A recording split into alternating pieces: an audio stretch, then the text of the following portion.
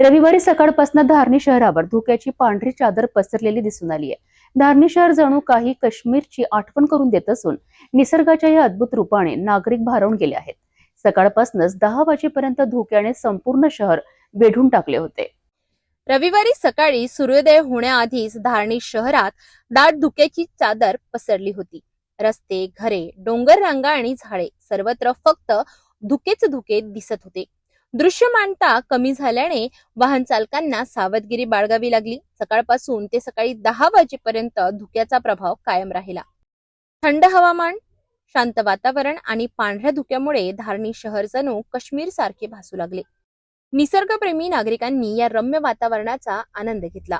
काहींनी मोबाईलमध्ये फोटो आणि व्हिडिओ टिपले तर काहींनी सकाळची फेरफटका मारत निसर्गाच्या सौंदर्याचा अनुभव घेतला।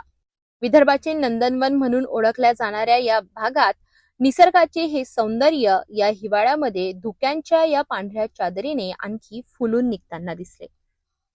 निसर्गाने धारणी शहराला वेगळेच रूप दिले। धुक्याच्या पांढऱ्या चादरीत गुंडाळलेली धारणी क्षणभर तरी काश्मीरची आठवण करून देणारी ठरली।